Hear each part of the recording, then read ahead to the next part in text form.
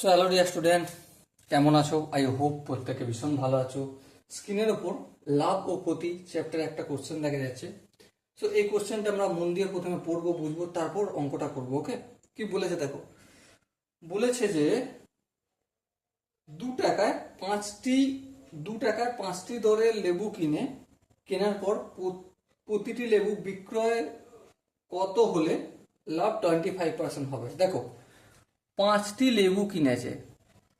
ক টাকায় কিনেছে? 2 টাকায় কিনেছে। ক টাকায়? 2 টাকায়। তাহলে একটা লেবুর দাম কত? 2/5 টাকা। ওকে, হ্যাঁ ঠিক। তাহলে এবারে বলো, আমাকে 25% প্রফিট রাখতে হবে। কত পার্সেন্ট? 25% প্রফিট রাখতে হবে। তাহলে বিক্রিত মূল্য কত হবে? বিক্রিত মূল্য, তাহলে বিক্রিত মূল্য কত করতে হবে?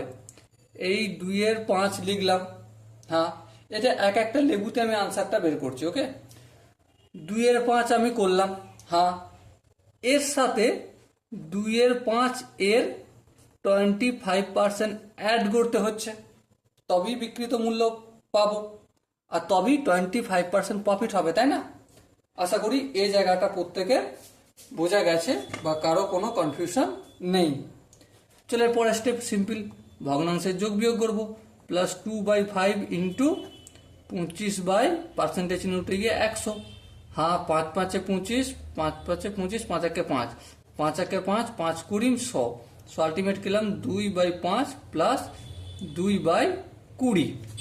5 আর 20 লসাগু কত হবে? অবভিয়াসলি 20 হবে, তাই না? এবারে 20 যদি হয়, লসাগু করবো 5 দিয়ে ভাগ করবো 20-কে, 4 হবে, 4 2 8 প্লাস 2। সো কি এসে দাঁড়ালো? 8 আর 2 10, 10/20। সো 1/2 টাকা প্রতি লেবু। 1/2 টাকা মানে আমি 50 পয়সা বলতে পারি। এবার দেখা যাক কোনটা অপশনে দেয়া রয়েছে।